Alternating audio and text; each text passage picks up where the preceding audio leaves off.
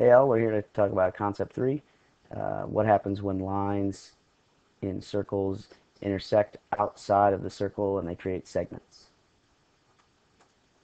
So the first case we have two tangents intersecting, and these tangents here in this picture intersect at point B, and each of them has a point of tangency. That's what we call it, the place where they're tangent to the circle, and that's point A and point C. And you can see that we have two segments formed, segment AB and segment BC, and when that happens, those two segments are going to be congruent. And the big thing there is that that tells us that the segment lengths are equal. So segment AB will have the same length as segment BC. So pause here and find the length of AE in this example.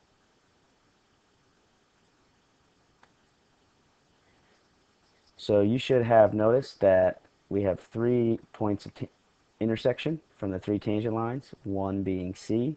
So that means that these two segments are equal and congruent. Intersection here at E, so these two segments are congruent and equal, both 15.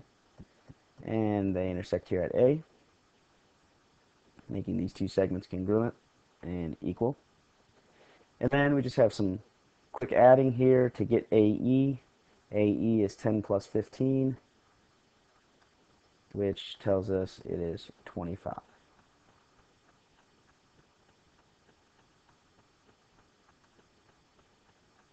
Now if we have two secant lines, we have a few extra segments created.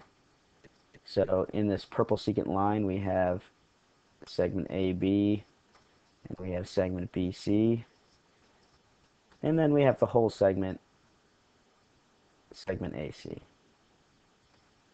And I want to refer to that as the whole thing.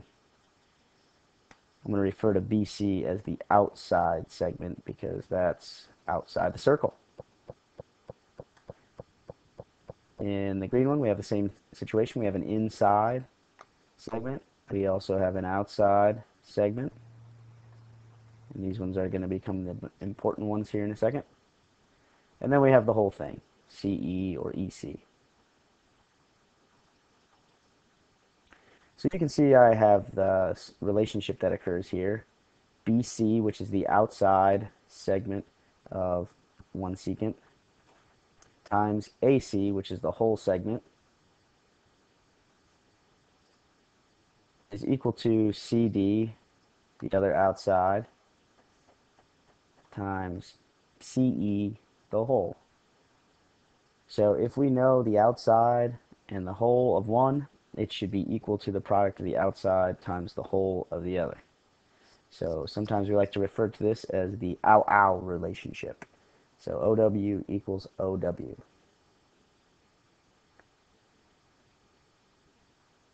The ow-ow relationship is the same here if I have one secant and one tangent. So again, I have an inside segment, an outside segment,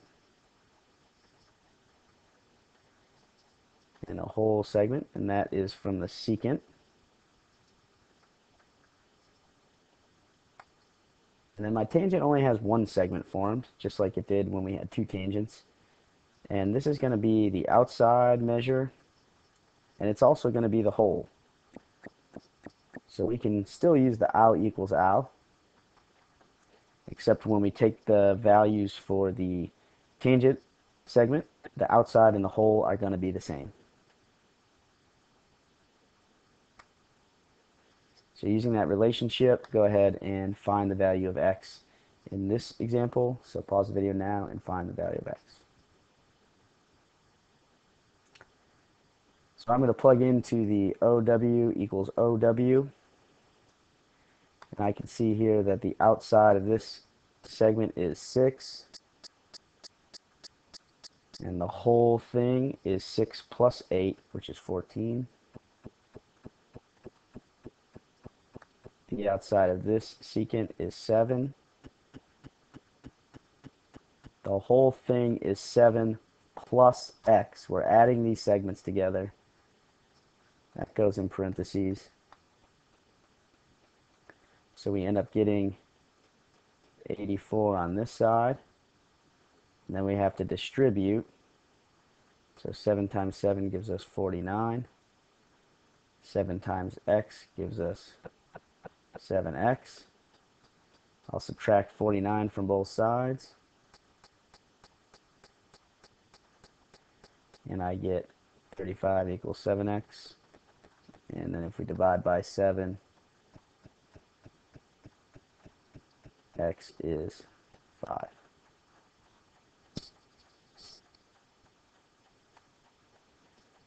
Again, pause the video here and find the value of x for this problem. So we can use the OW equals OW again. For the secant, the outside is 16. And the whole thing is 16 plus 8, which is 24. For the tangent, the outside is x. And the whole thing is x.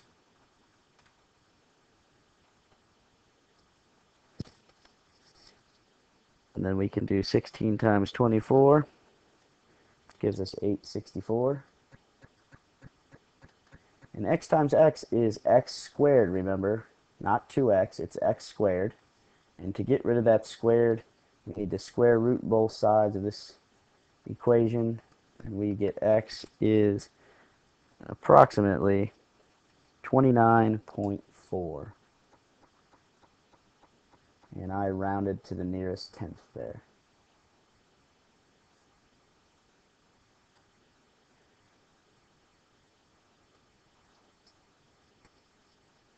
So I want you to try these 3 problems using those relationships, and then submit your U-Try answers online. Find the value of x in each of these circles.